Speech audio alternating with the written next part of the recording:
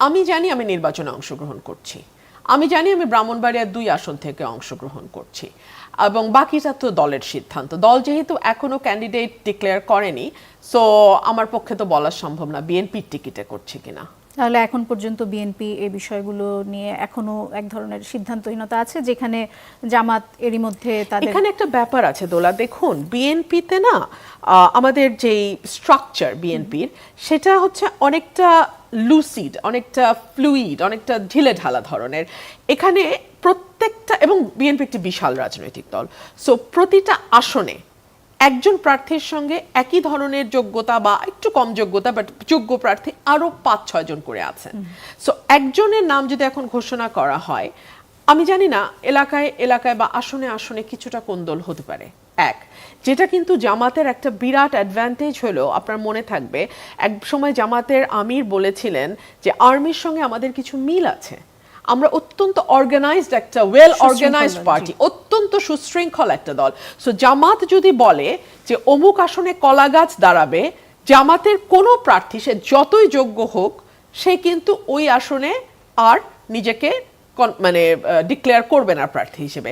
আর সত্যি কথা কি, জামাত বিএনপির তুলনায় আয়তনের দিক থেকে তত বড় দলও নয়। সো বিএনপিতে প্রতিটা আসনে যেমন অনেক প্রার্থী দাঁড়িয়ে যায়, জামাতে প্রথমত তত প্রার্থী যদি থাকেও দাঁড়াবে না, আর দ্বিতীয়ত জামাতে আসলে সত্যিকার অর্থে অতগুলো এক আসনে অত প্রার্থী নেই, এবং তারা কিন্তু অনেক আগের থেকেই তাদের এই গোলগুলো সেট করা। আমরা যদি মনে করে থাকি যে 5ই আগস্টের পরে তাদের এই গোল সেট হয়েছে, আমরা ভুল করছি। তাদের এই আজকে যে জায়গাটায় তারা এসে দাঁড়িয়েছে, এটা কিন্তু তাদের দীর্ঘ পরিশ্রমের ফল। এটা হঠাৎ করে একদিনে এটা অ্যাচিভড হয় নাই। তারা গুপ্ত রাজনীতি, সুপ্ত রাজনীতি, আওয়ামী লীগের সঙ্গে মিশে রাজনীতি, কে জামাত করতো কে শিবির করতো নোবডি নোজ, সব মেনে নিয়েই বলছি এটাও তাদের একটা স্ট্র্যাটেজির অংশ। ধরুন এইবার তারা যে প্যানেল দিয়েছে ডাকসুতে, একদম মানে হরেক রঙের প্যানেল, আপনি তাতে দেখবেন যে আধুনিক একজন তরুণীও যেমন সেখানে প্যানেলে আছে, আবার একেবারেই মানে স্ট্রিক্টলি ইসলামিক শরিয়া ফলো করা একজন প্রার্থীও সেই প্যানেলে আছে।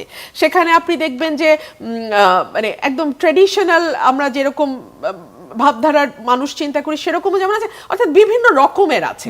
সো এগুলোও কিন্তু তাদের একটা স্ট্র্যাটেজি, এগুলো তাদের একটা কৌশল, এবং তারা খুব ভালোভাবে জানে যে রাজনীতির এখন দুটো মাঠ। এটা আমি 2022 সালে যুগান্তরে লিখেছিলাম, বা 20 সালে আমার মনে পড়ে। রাজনীতির দুটো মাঠ, একটা হচ্ছে চিরাচরিত প্রচলিত মাঠ, যেখানে আপনার নির্বাচনী প্রচারণা হবে, মিছিল হবে, সমাবেশ হবে, মিটিং হবে। আরেকটি হচ্ছে ডিজিটাল মাঠ।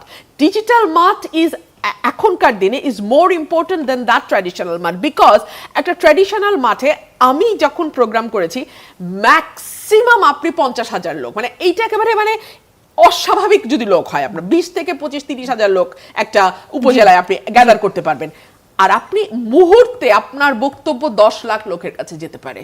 এটা হচ্ছে সামাজিক যোগাযোগ মাধ্যমের শক্তি। ডিজিটালি তো আপনারাও অনেক এগিয়ে গেছেন। আপনাদের দলের প্রধান নিয়মিত এখন তিনি ডিজিটালি আপনাদের সাথে যুক্ত হচ্ছেন, অনলাইনে যুক্ত হচ্ছেন, এবং তিনি সেখানে বসে কি করছেন, কোন বাসে কোথায় যাচ্ছেন, সেগুলো আমরা ফেসবুকে দেখতে পাচ্ছি।